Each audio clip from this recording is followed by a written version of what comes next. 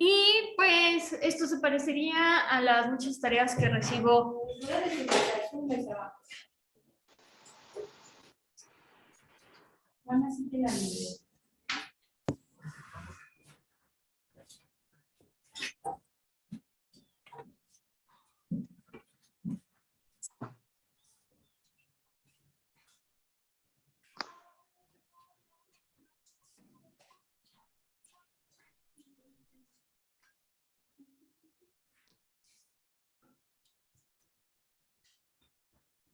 Entonces, si repasamos, quedamos que es adecuación, cohesión,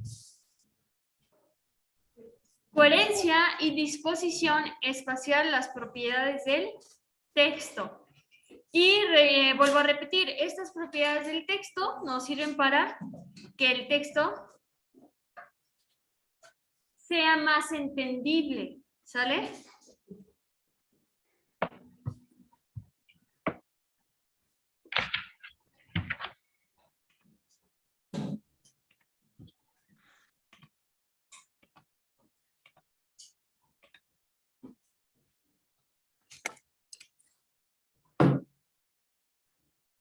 Se levantó.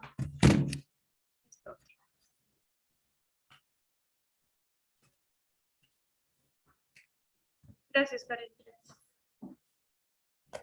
Entonces, vamos a ver algunos tipos de texto. Ajá.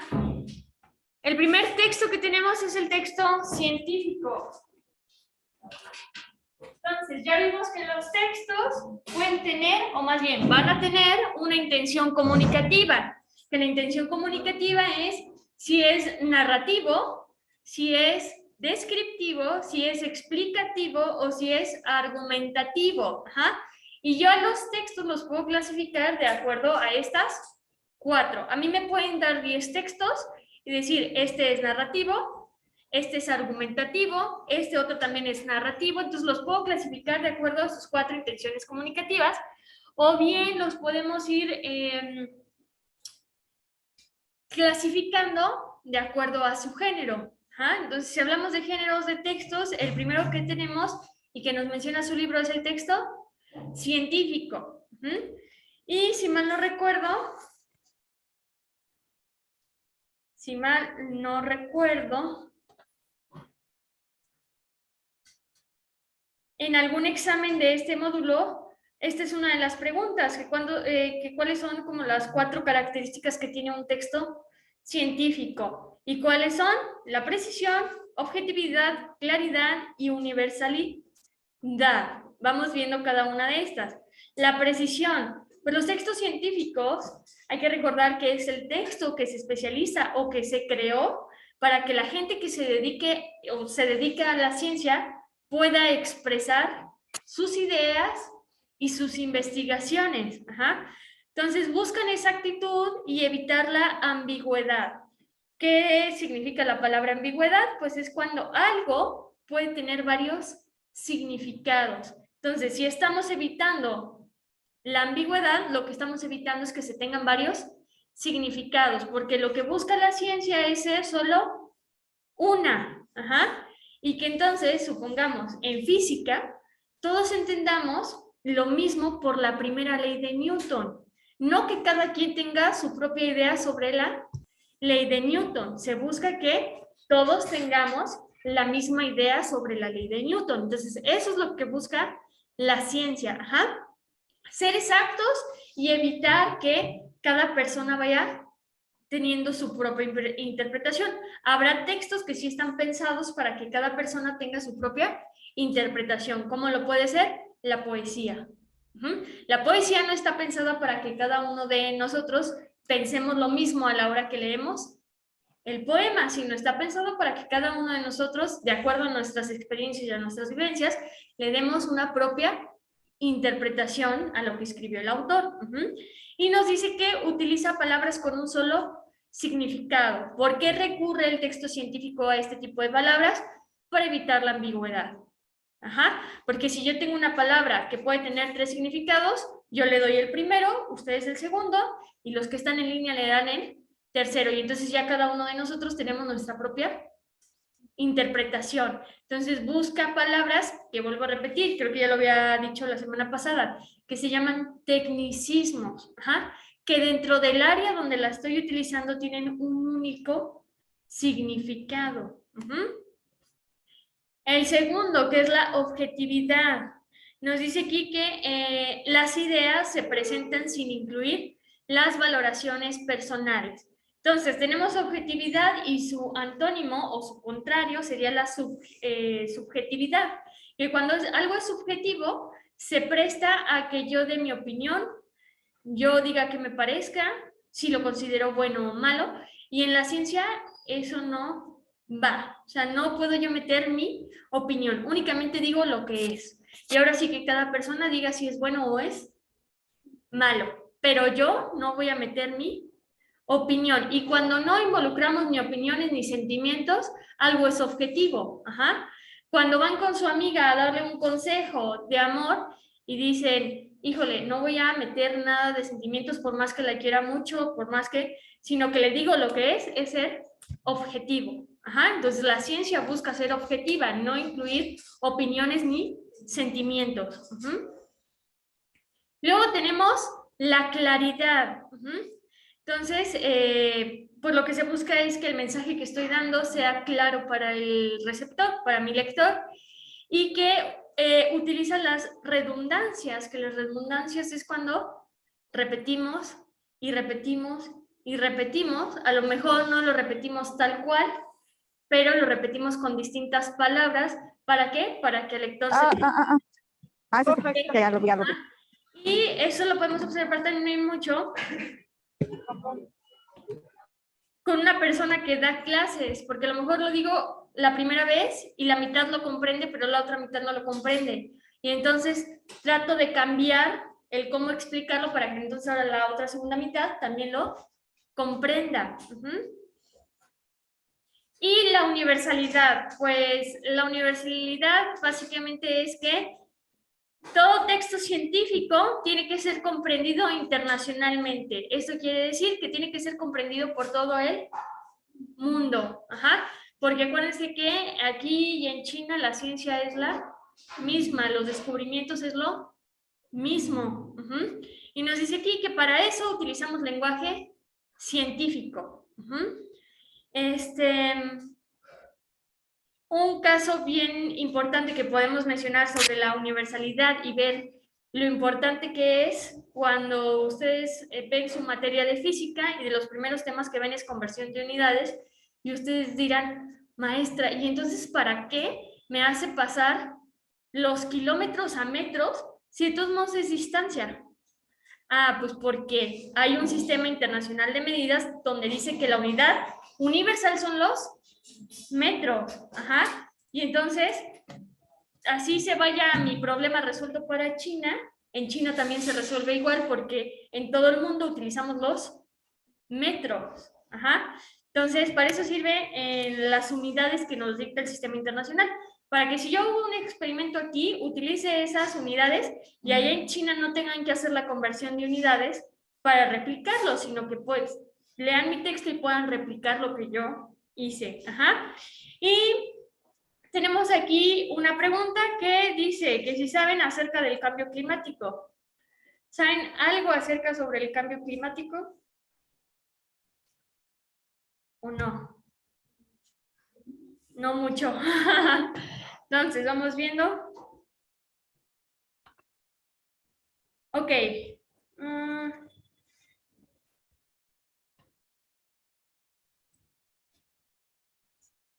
Supongo que les puse esta pregunta porque en su libro viene bastante sobre el cambio climático. Todas las actividades que encuentren en su libro van a ser sobre el cambio climático. Entonces les voy a platicar qué es el cambio climático, no vaya a ser que se los pregunten en el examen, entonces ahí les va.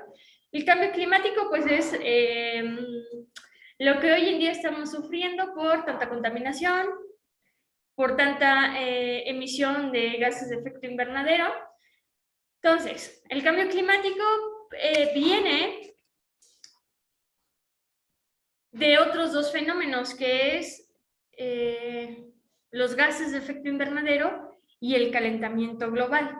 Entonces, Sabemos que la Tierra está formada por una hidrosfera, que es todo lo que contiene agua, una biosfera, que es la parte terrestre, nosotros nos ubicamos en la biosfera, y por último una atmósfera, que vendría siendo entre, pues pasando la biosfera sigue la atmósfera, que es todo esto que tenemos por aquí, que vendría siendo pues una mezcla de gases.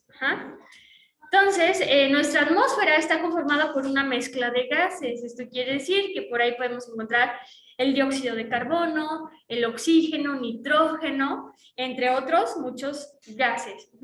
Por naturaleza, nuestra atmósfera tiene dióxido de carbono. Y como sabemos, tenemos dos procesos biológicos bien importantes, que es la respiración de cualquier ser vivo y la fotosíntesis, que es la respiración que lleva a cabo las plantas. Y en estos dos procesos, que son inversos, eso quiere decir, es la misma reacción química, nada más que al revés. Nosotros respiramos oxígeno y regresamos dióxido de carbono, y las plantas absorben dióxido de carbono y regresan oxígeno. Es una reacción química inversa. Pues por naturaleza tenemos dióxido de carbono. ¿Pero qué sucede? Pues que empieza la industrialización, ¿cierto? Y hoy en día, pues no podemos vivir sin la industrialización. ¿Por qué? Porque ya somos demasiados en el mundo. Entonces, si dejamos de producir alimento mediante la industria, pues nos morimos de hambre, porque mediante la agricultura no vamos a poder alimentar a tantos. Entonces, entra la industrialización, entra el uso de carros, de un chorro de medios de transporte, y que en el proceso se produce mucho dióxido de carbono, más aparte otros gases, otros tipos de gases, que a la hora de su procesamiento, pues terminan en la atmósfera. Entonces yo estoy subiendo los niveles de lo que es considerado normal dentro de la atmósfera, ¿cierto? Y entonces lo que se genera es como una capa de gases en la Tierra. Que entonces sabemos que diario pues el sol nos irradia, y esos rayos penetran, rebotan y se vuelven a salir. Y supongan que esa capa de gases de efecto invernadero funcionan como un filtro de café, que hay cierta cantidad que deja pasar, pero hay otra que no deja pasar. Entonces lo que sucede es que cuando va de salida, deja pasar una cantidad, pero otra se queda. Y entonces empieza el calentamiento global, que es esto, que el planeta, pues como hay cierta energía que se queda, pues empieza a calentar. Y el que el planeta se empiece a calentar, pues crea un cambio climático, donde pues podemos estar estos días que estuvo súper caliente, ¿no? Y podemos hacer un análisis de días, años previos, donde no alcanzamos aquí en la capital esas temperaturas. Y eso es debido al calentamiento global, que se da el cambio climático, donde empezamos a tener temperaturas más altas de lo normal y temperaturas más bajas de lo normal. ¿Sale? Entonces vamos a seguir avanzando. Características, se me hace que estas que les mencioné, por ahí anótenle, son las propiedades de un texto científico. La precisión, objetividad, claridad y universalidad son las propiedades del texto científico. Y ahora sí, vámonos con las características.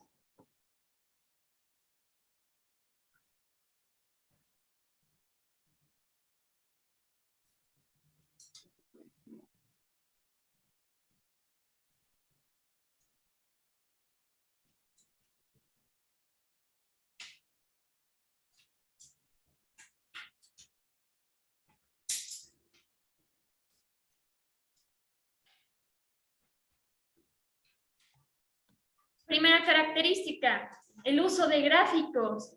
Entonces, va a ser bien raro que ustedes encuentren un texto científico sin gráficos. Hay que recordar que visualmente para el lector es más fácil entender gráficos que un montón de datos numéricos.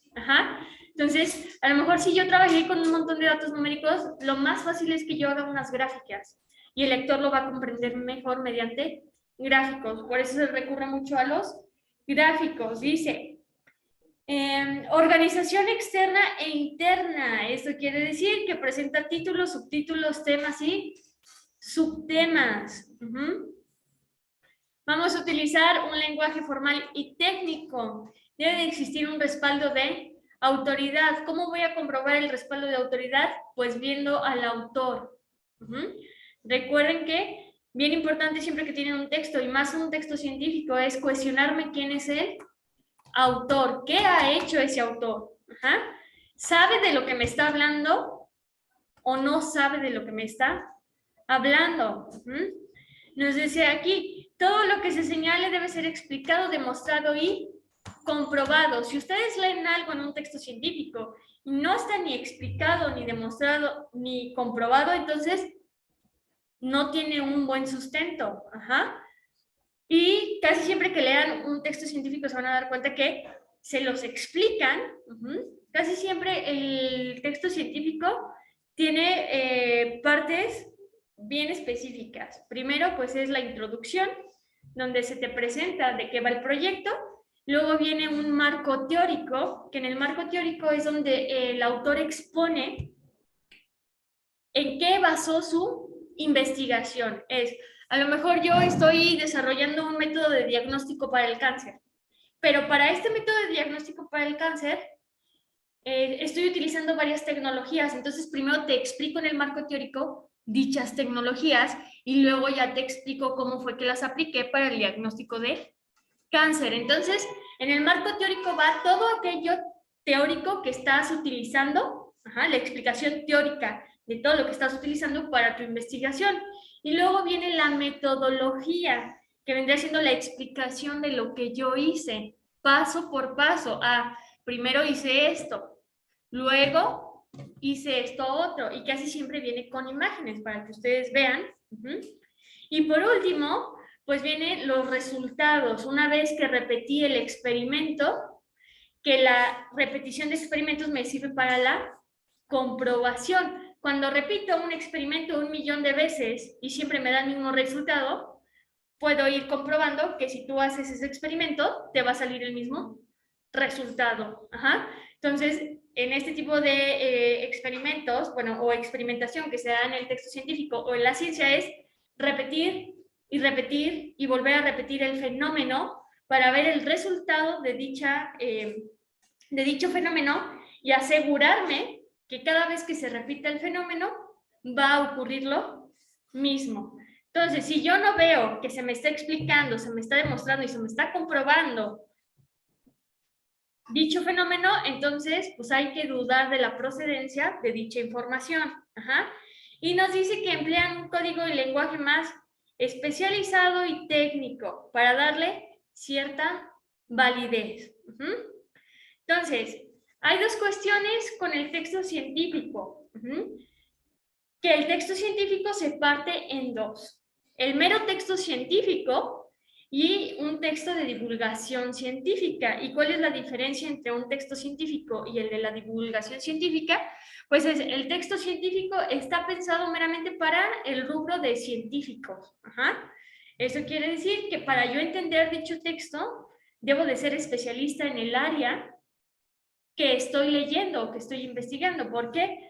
Porque si yo soy un científico y escribo para otros científicos, yo no me voy a detener a explicarte lo más básico, porque mi público ya es especialista. Entonces tú ya conoces del tema, entonces ya no es necesario que yo te explique detalladamente cada cosa. Y el de divulgación científica sí está pensado para el público en general, entonces sí lo desmenuzan y sí te lo explican desde cero, para que tú como público general lo agarres y lo puedas leer. Y nos dice aquí que es bien importante indagar las condiciones de producción. Esto quiere decir indagar todo lo que tenga que ver cuando se dio la producción de dicho texto. Entonces es bien importante. ¿Cómo puedo saber que es confiable mi fuente? Pues muchas veces viendo quién respalda al autor. Si al autor lo respalda la mejor institución a nivel nacional de cancerología, pues entonces es una fuente confiable. Si al autor lo respalda cierto instituto de lo que sea a nivel mundial, pues la fuente es confiable. Entonces es es ver qué hay detrás, ¿no? Si me dicen que el experimento se dio en un laboratorio clandestino, pues entonces hay sí dudas. Ajá. Entonces, eso es importante considerar. Y aquí están, para que se los estuve ahí platicando, pero para que ustedes lo tengan presente sobre los textos científicos. Ajá.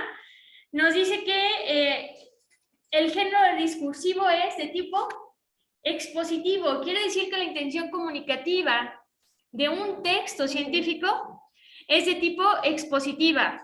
Entonces, tengo 4, vuelvo a repetir: narrativa, argumentativa,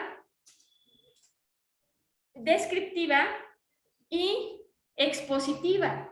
El texto científico entra dentro de la expositiva. Su intención comunicativa siempre va a ser explicar sobre un tema. Su función es informativa, lo que busca es informar al lector. ¿Qué tipo de texto científico tengo? Yo ya los mencioné: divulgación científica y especializadas. Y el público a quien va dirigido, el de divulgación científica, dijimos que al público en general, y el especializado a la comunidad científica.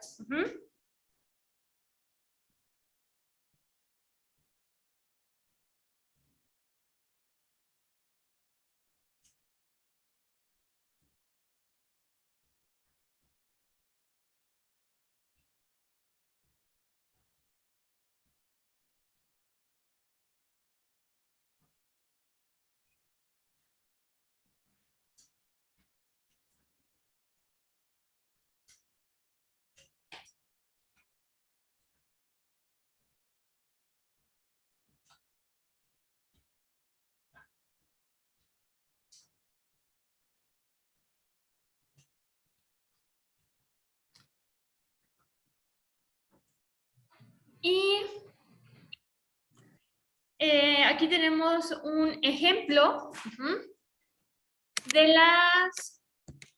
de un artículo de divulgación científica. Entonces, de esta tablita me voy a enfocar en el que tengo en la parte de arriba, en el de divulgación científica, y me dice que las características que tiene este artículo de divulgación científica, primero es que es propiamente académico. Entonces, ¿de dónde surgen todos los artículos de divulgación científica que yo puedo encontrar en Internet? Pues meramente de la parte académica. Como sabemos, hay gente que se dedica específicamente a la investigación, ¿cierto? Entonces, hay muchas, la mayoría de las veces cuando se hace una maestría y un doctorado es pensando que me voy a dedicar a la investigación. Entonces, los estudiantes de maestría y doctorado pues tienen que hacer tesis para titularse de ese grado. Entonces, la mayoría de sus tesis son artículos de divulgación científica, que casi siempre están en Internet y que podemos recurrir a ellos para nuestra propia investigación. Nos dice aquí que va a utilizar un lenguaje menos técnico. ¿Por qué un lenguaje menos técnico? Porque quedamos que el texto de divulgación científica o el artículo de divulgación científica está pensado para el público en general, ¿cierto? Entonces, para que el público en general me entienda, voy a utilizar un lenguaje menos técnico. Nos dice aquí que busca ser incluyente. Esto quiere decir que sí va dirigido al público en general. Nos dice que va a presentar hechos y opiniones, que nuevamente va a tener una estructura interna y externa, y que recurre al uso de imágenes. Vamos viendo qué horas son. Y aquí tengo marcada una actividad de la página 121. Entonces, por ahí, si tienen su libro descargado, vámonos a la página 121. Si no, denme chance, rapidín, para abrir el libro y colocar la página 121 para ir haciendo la actividad.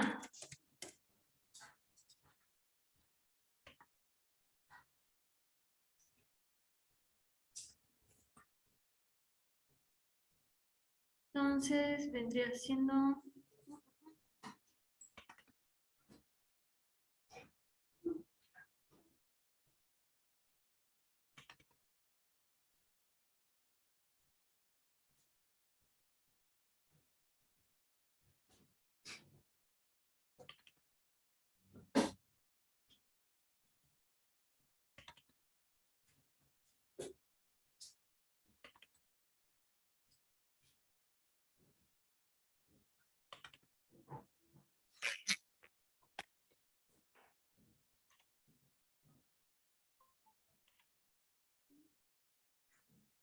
Entonces, aquí tengo ya abierto el libro.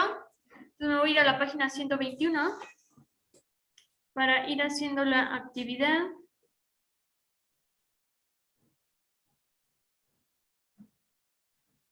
Y ya me pasé.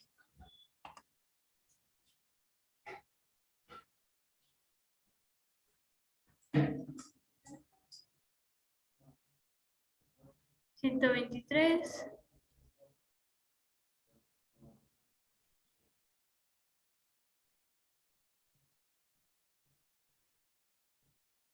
$121. Ajá. Entonces, vamos a observar este texto que tengo por aquí. Déjenme le hago zoom. De lo mejor y no se alcanza a ver también. No se fijen tanto, porque la letra está súper chiquita. Ay, Dios. Siento. Más bien, fíjense. Vamos viendo el título y las características que va teniendo este texto. Dice la paleoclimatología, los climas del pasado. Entonces, lo más seguro es que me hable sobre la paleoclimatología, que básicamente pues es a partir de estudiar las cosas que vamos encontrando cuando excavamos, ajá, pues es estudiar cómo pudo haber sido el clima del pasado. Ajá. Entonces, por las características que yo le veo al texto, puedo decir que es meramente un texto científico. Ajá. Empezando por la palabra paleoclimatología, pues es una palabra técnica, ¿cierto?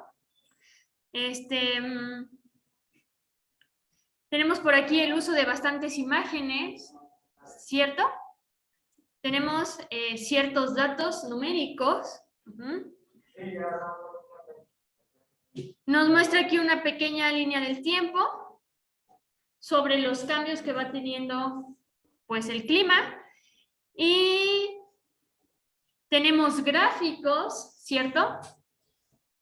Hay que recordar que los textos científicos recurren a los gráficos para que el lector se le haga más fácil comprender la información.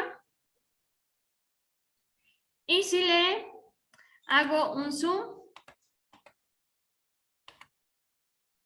de acuerdo a creo que me emocioné, esta gráfica, para que la entendamos, creo que ahí ya se alcanza a ver perfecto. Otra vez ya me fui de página, espérenme.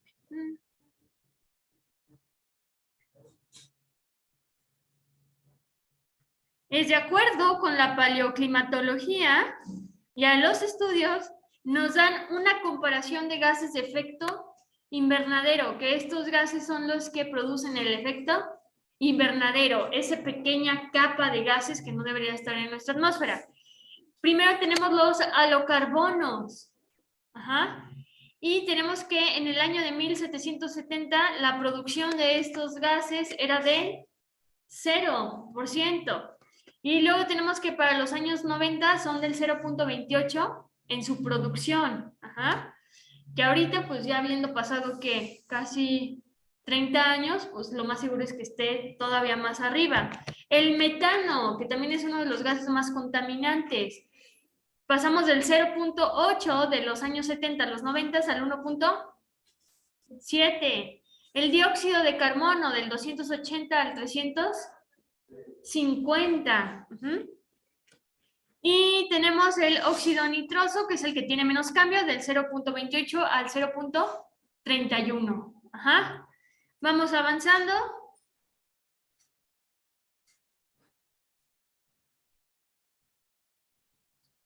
Y vamos a contestar las siguientes preguntas.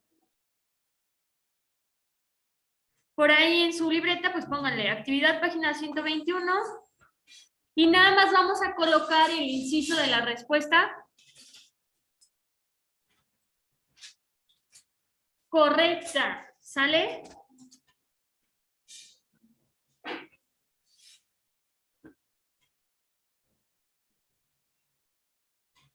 Pregunta número 1. El tema del texto es, inciso A, la importancia de la paleoclimatología. B, los trabajos de investigación que se han hecho sobre los climas. Inciso C, los cambios que ha tenido el clima a través del tiempo. Entonces, de acuerdo a lo que se pudo observar, yo les dije que hay una línea del tiempo donde se muestra el avance que ha tenido el clima a lo largo del tiempo. Vimos una gráfica donde se veía cómo ha cambiado en el tiempo, la emisión o la producción de ciertos gases de efecto invernadero que contribuyen a la contaminación y que a su vez contribuyen a los cambios en el clima. De acuerdo a esto, ¿cuál consideran la opción correcta? La C, los cambios que ha tenido el clima a través del tiempo. Si ustedes en su casa detenidamente, para leer todo el texto, se van a dar cuenta que pues realmente no nos habla de la importancia que tiene el estudio del clima, o sea, la paleoclimatología. Y tampoco se nos va a hablar mucho de qué se hizo para llegar a esa línea del tiempo, sobre los cambios. Entonces es el inciso C. Esto, aunque ustedes no lean el texto, meramente por saber que es un texto científico, me tienen que saber decir la respuesta. El registro lingüístico que ocupa el autor es, inciso A, vulgar y sencillo, inciso B, coloquial y cotidiano, inciso C, formal y técnico.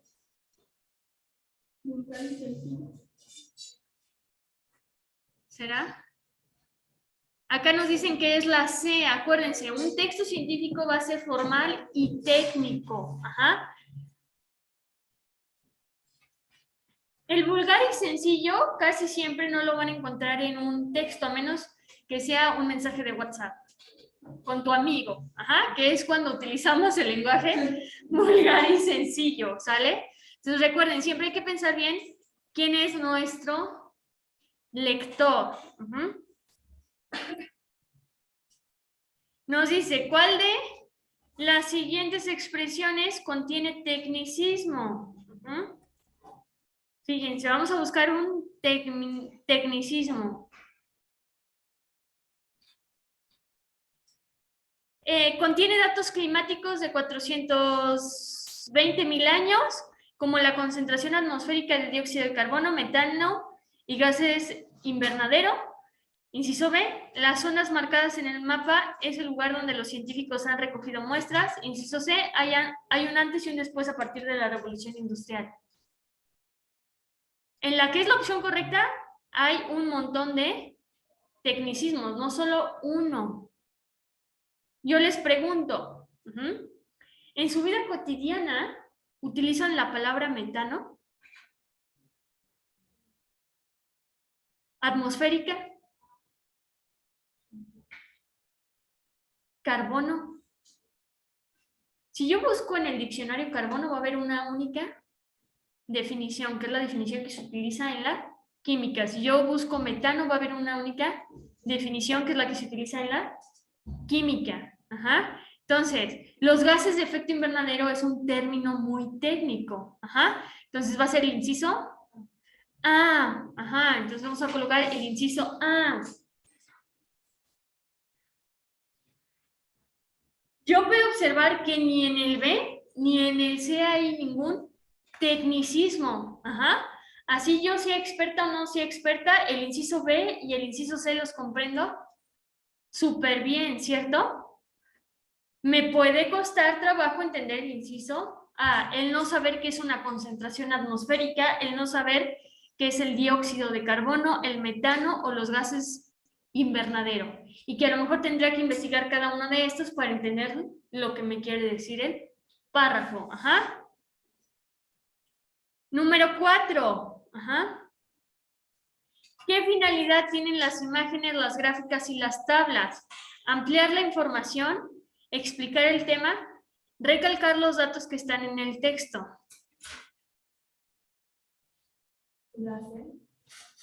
Recalcar los datos que están en el texto. Así es. Entonces, recuerden que para eso sirven los gráficos, las imágenes, las tablas. Entonces, casi siempre los autores nos lo presentan en la parte textual, pero aparte refuerzan dicha información utilizando un gráfico, una imagen o una tabla. ¿Cuál es el propósito de comunicación del texto. Entonces, estamos hablando del propósito de comunicación. Informar, explicar o convencer. Lo vimos en la tablita. ¿Cuál era su función comunicativa? Les dije, tenemos estas 4 y la del texto científico es esta. Informar. Esa es su función. Su función es informar, pero su propósito o su objetivo de comunicación es explicar. Acuérdense, cuando se nos habla de un propósito de comunicación, tengo 4 opciones. Narrativo, descriptivo, argumentativo o explicativo. Y en este caso, lo que busca un texto científico es explicarme. Su objetivo es explicarme un tema. Su función sí es informar, pero su propósito de comunicación, por lo que se escribió, es para explicar el tema. Y vamos viendo a ver si tenemos más preguntas. Ahí se acaba. Ahí se acabó. Entonces, bien importante. Cuando estén dándole una leída a su libro para completar sus apuntes,